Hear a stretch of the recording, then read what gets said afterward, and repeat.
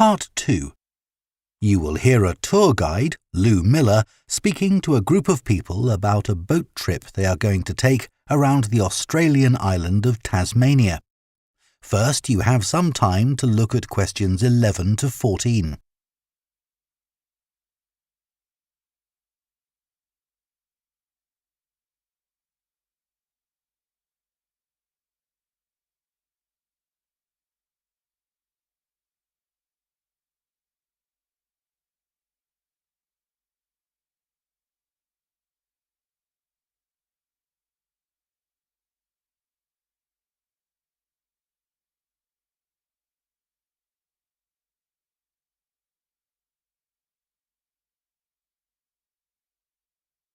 Now listen carefully and answer questions 11 to 14.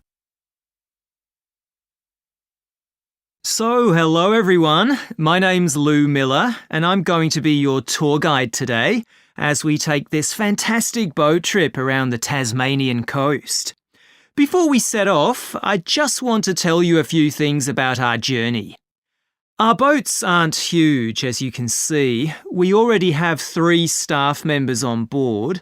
And on top of that, we can transport a further 15 people, that's you, around the coastline. But please note, if there are more than 9 people on either side of the boat, we'll move some of you over. Otherwise, all 18 of us will end up in the sea.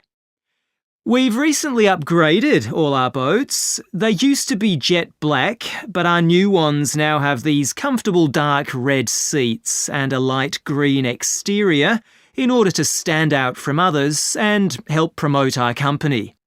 This gives our boats a rather unique appearance, don't you think?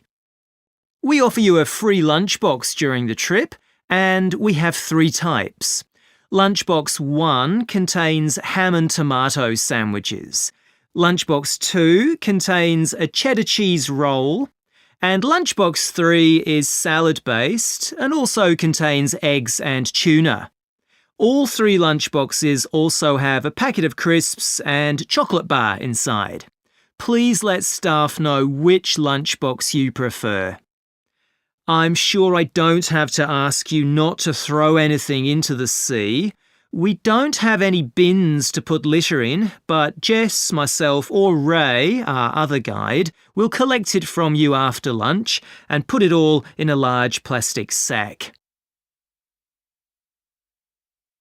Before you hear the rest of the talk, you have some time to look at questions 15 to 20.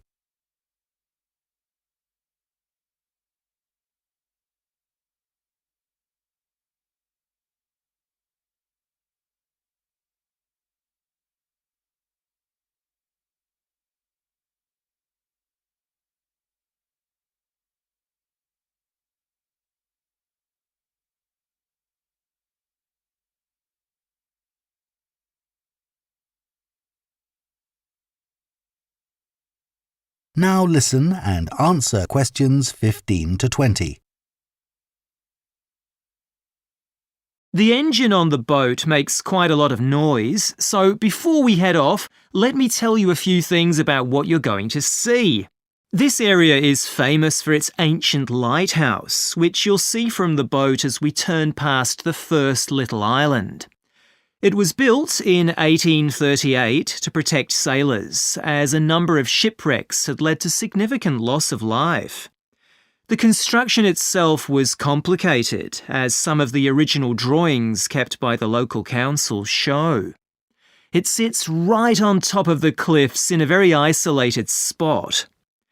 In the 19th century, there were many jobs there, such as polishing the brass lamps, chopping firewood, and cleaning windows that kept lighthouse keepers busy.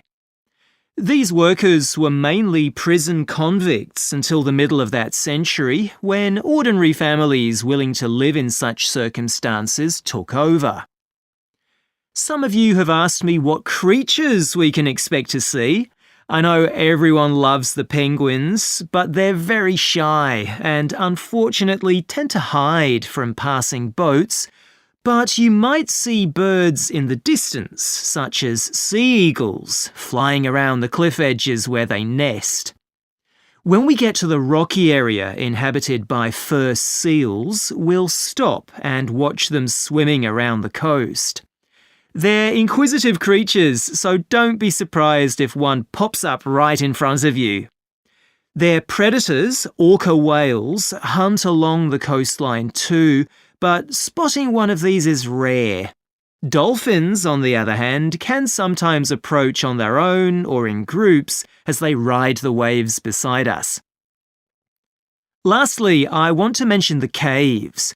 Tasmania is famous for its caves, and the ones we'll pass by are so amazing that people are lost for words when they see them.